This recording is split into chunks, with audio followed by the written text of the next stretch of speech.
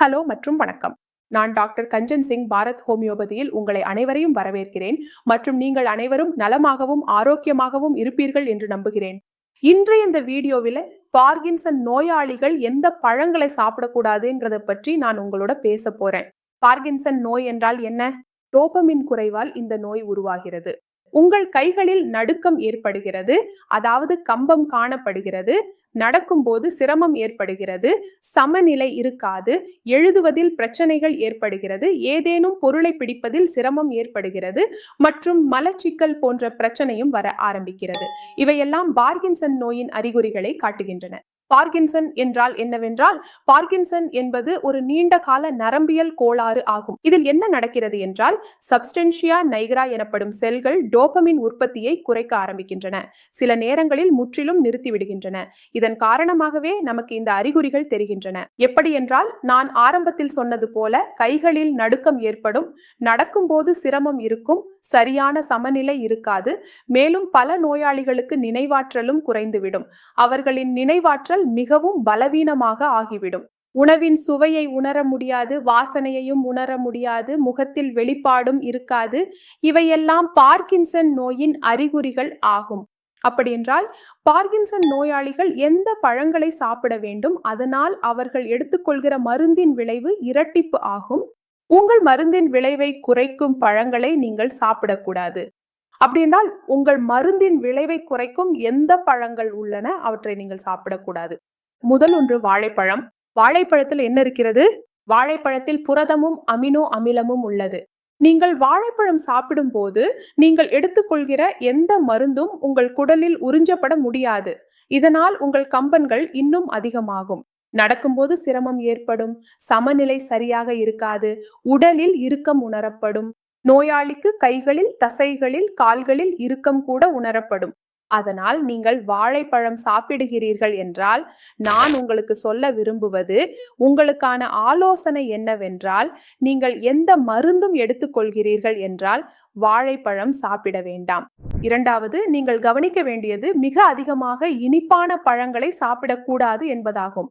உதாரணமாக மாம்பழம், லிச்சி, திராட்சை போன்றவை.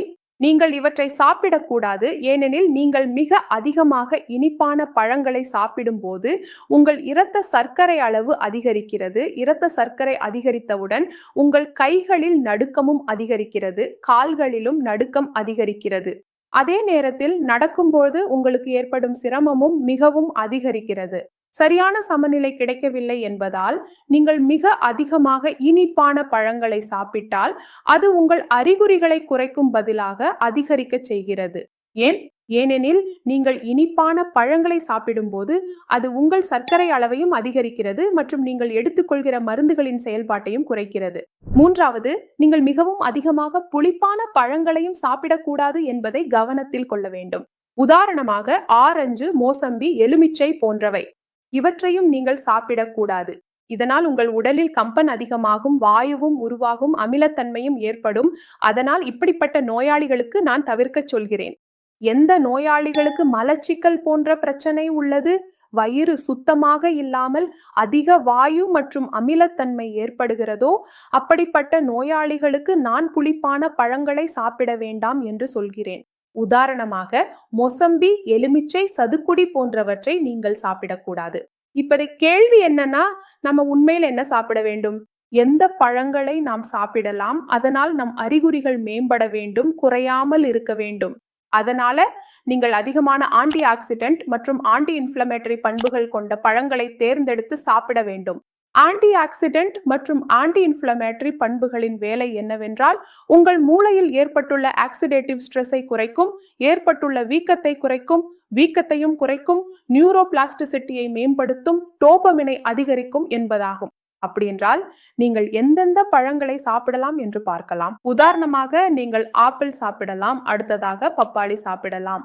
மூன்றாவது, நீங்கள் நாஷ்பதி பழத்தையும் எளிதாக சாப்பிடலாம். இப்பொழுது குளிர்காலம் என்பதால் இந்த பருவத்தில் அதிகமாக காணப்படும் பழங்கள் அவை புளிப்பு பழங்கள் ஆகும். சாத்திரம் கிடைக்கிறது. இப்போது மோசம்பி பழமும் கிடைக்கிறது. மேலும் உங்களிடம் சாப்பிடுவதற்கு விருப்பமாக ஆப்பிளும் பப்பாளியும் உள்ளன. ஆப்பிளும் பப்பாளியும் உள்ளன, அவையும் குளிர்காலத்தில் கிடைக்கும்.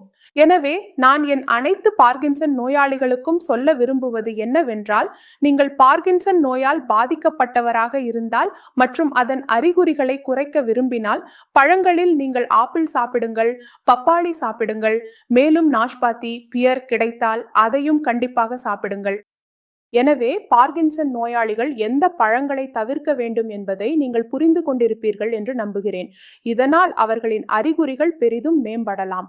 இன்றைய வீடியோவில் இவ்வளவுதான். அடுத்த வீடியோவில் மீண்டும் சந்திப்போம். அதுவரை நன்றி.